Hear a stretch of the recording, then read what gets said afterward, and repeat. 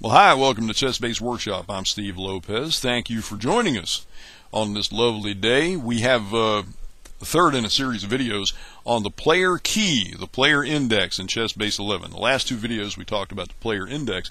And the reason why I brought it up is twofold. One is that back in the day, if you go way back with ChessBase, back in the day, it wasn't that useful a tool unless you had a fairly small database of games. Back in the day, I could create a player index for example, my own tournament games, and it made it real easy to find a player without having to type his name into the search mask. Instead of having to type my friend Mike's name or my friend Tim's name, the whole Megillah into the search mask to find their games that we'd played in various tournaments, I could just find their name very easily in a player list. Why? Because I'd only played 300-400 tournament games. There weren't that many names in it. But when you get into a huge database like the mega database, you've got 4 million games, thousands of players. Who wants to be scrolling up and down a list of players trying to find a name? But there are more tools in it now, including the ability to come down here and type in the first few letters of a name and have that name come up, have that string come up, so you can jump to where you want to go. And we saw in the last ChessBase Workshop video that you can get a quick look at a player's repertoire just by clicking on a button. So, for example, click Prepare Against White, give it a couple seconds, and what we have here is, of course, we're looking at Jose Raul Capablanca's games. There's Capablanca as white. There's what he played as the player of the white pieces. And you could step through the tree, as we showed in the last video, and get a handle on his repertoire. It's also very useful for top-level players who are preparing for a particular opponent. It's also useful for us class-level potsers who have a nice database of games of people that we face regularly. If we're correspondence players, or if we collect games from the region or state that we live in, you can use this tool as well. But I said last time around that this feature was always in the software, at least going back to the mid-1990s, and that is absolutely true. What ChessBase has done, and by the way, if you really watched that last video and paid attention to it, you probably figured out how to do this already, or you have an idea where this is going. What ChessBase 11 has done here is created an opening tree, an opening book, based on the games of Capablanca playing the white pieces. That should give you a huge clue as to how you could do this in ChessBase before the one-click option. What is new in ChessBase 11 is the fact you can just click one button, Prepare Against White or Prepare Against Black, and get a look at their repertoire. You used to have to do it. It was a little more laborious to do it. Not terribly so, but it took a little more doing. What's cool about doing it the old school way, what I'm going to show you here, is that you can actually play against a player's opening repertoire. You can use it as an opening book for Fritz if you do it the old-fashioned way, and that's what I'm going to show you today. It's cool. You'll like this. Here's what we're going to do. First of all, we want to make an opening book of Capablanca's games as white. Okay? So here's what we're going to do. First of all, click Prepare Against White. We saw this in the last video. Click Prepare Against White. Well, sorry, I clicked the wrong thing. I lied. You want Search White Games. Sorry. Go to Search White Games. Click on it. We saw this 2 videos ago, and what that does, it truncates the game list to show only the games of Capablanca, the chosen player over here in this pane. You go over this pane, it's all of his games playing the white pieces. It cuts out the games in which he's playing black. Click on any game, just single click on it, and there's a couple different ways to do the next step. You can right click and select a menu option, or you can just hit Control A on the keyboard. But if you right click, because that's more visual, go to Edit, go to Select All. And what that does, all the games are now highlighted. You can scroll down a list. There you are. They're all highlighted. Right-click again, go to Edit, and select Clip or Unclip. What this does, it takes this entire selection of games and sends it to the ChessBase clipboard. So clip them. After a second, it's done. Then what you want to do, the next step, is you go back to the database desktop in ChessBase 11, which is here. There's the clip database. We'll double click on it, and there you see there are the games. We clipped them, we sent them to the clipboard, so here we are. Close it, just showing you. You want to be here in the database desktop. Go to the application menu. What is the application menu, you ask? There's nothing up here that says application. Well, you see this little round thing up in the corner? That's a button. And you'll notice a mouse over pops up that says application menu. There it is. In case you didn't know, there's a ton of stuff you can do by going to this button. In case you missed the previous video where we talked about this way back when, click on that button. We're going to create an opening book. We're going to create a brand new opening book from scratch. That's what we're doing here. So we go to New Database, because you will not find a command here for New Opening Book. Just trust me on this. Go to New and Database, select it, and you get this menu that pops up. Where it typically will go is ChessBase, and I think My Work is usually where it defaults to. But I was fooling around with this earlier, so it went somewhere else. But this is what you should see. It usually defaults to My Work. Go to the ChessBase folder, just back up a folder, go to the ChessBase folder, and you'll see a folder called Books. I recommend to put your opening book that you're going to make here in the Books folder, just for the sake of being organized. Now you can put it anywhere you want, on your hard drive, any place. It doesn't matter to me. But to be organized, I like to put it in a folder called Books, just so I know where to find it later. Plus, if you wind up making an opening book and putting it in the folder with all of your celebrity bikini pics that you've downloaded, and the next thing you know, your wife wants to use your computer for her home business that she's starting, and suddenly you remember those pictures and you decide you need to delete that folder in a hurry, you don't accidentally delete your opening books. But you can put them wherever you want, okay? It's entirely up to you. But I'm going to the Books folder. That's just me. Double click on it, of course. What you have here, it shows no items match your search. It's saying there are no books here. Now, I know good and dang well there are. Well, there's a reason for that. You come down here, it says Save as Type. It says databases.cbh. That's for a game database, but that's not what we're creating here. We need to create a tree, an opening book, a tree file. So what we need to do is go to this little arrow to pull that menu down. And you will see down here, books, *.ctg, star.ctg, as we said in the old DOS days. We will select that. That's what we want. We're going to create a book. Click on it. Ah, there's the books I knew were in there. I knew I had them. So there we are. There's a bunch of opening books.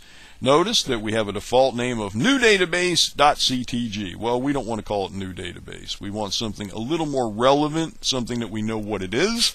So I'm going to name it Kappa_W, which stands for Capablanca's Games as White. Very simple for me to remember. If you want to type in Capablanca's Games as White, you could make it that long.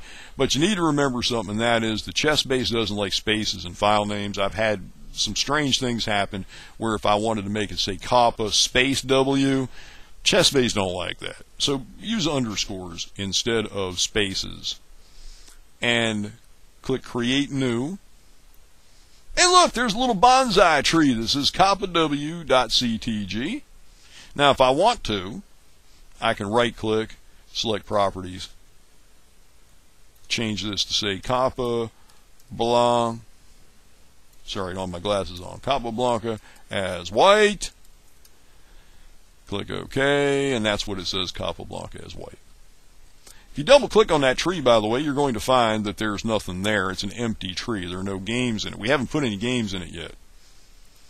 But here's how you get the games in. We're going to drag and drop the clip database over onto our new little bonsai tree here. If you've never done drag and drop, here's how you do it. I have to describe it to you because it's a physical action with the mouse. You left click once and hold the left mouse button down. Hold it down. Move this icon over on top of this icon with the little tree, and then let off the left mouse button. And you get this dialog, and it asks you basically, what do you want to do here?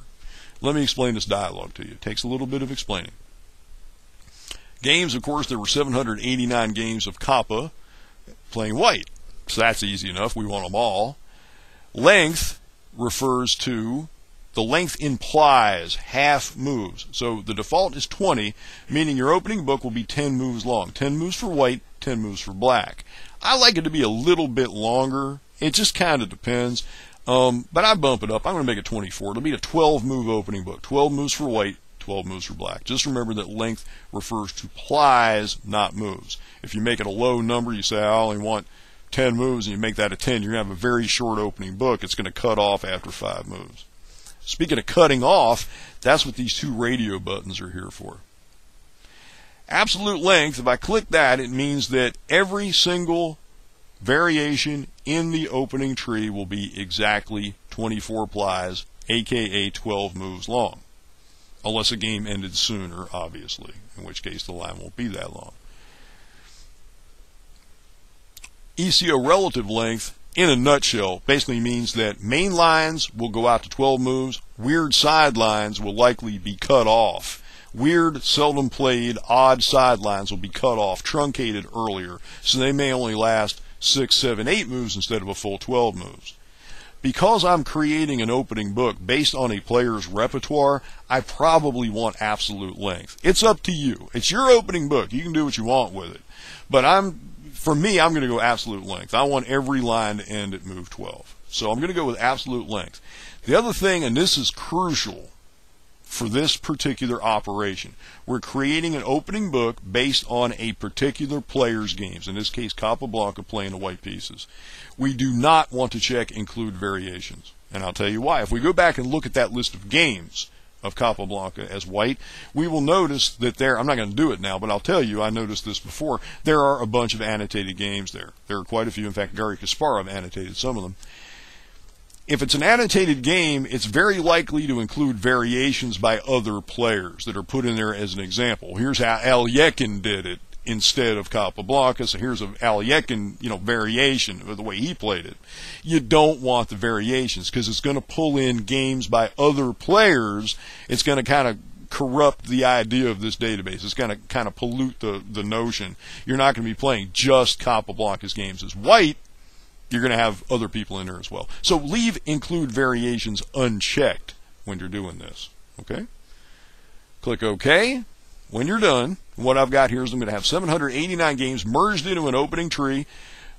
Each line will be 12 moves long, unless, of course, a game ended sooner and it was the only game in which that variation was played. And I don't want variations included. I don't want any annotator notes in my tree, so I get nothing but Capablanca's moves, as well as, of course, the black moves of his opponents. I click OK, and just that quick it's done. Now, if you're dealing with a player that has great heap and gobs of games, it'll take a little bit longer, but 789 games on this computer, it's finished. We can double-click on Capablanca as white, and here we see a display where the numbers ought to match up with what we looked at over in the other display. Over in the player key, we're seeing the same numbers here, okay? And we can step through it, and of course we can see what Capa played as white. So why did we do this? Why did we take the long way around the barn to create a permanent opening book instead of a temporary one, which is what this feature does in the player key? Well, there's a reason why, and I'm about to show it to you. You can use the opening book that you just created as an opening book in Fritz or Ribka or Hierarchs or Shredder or Junior.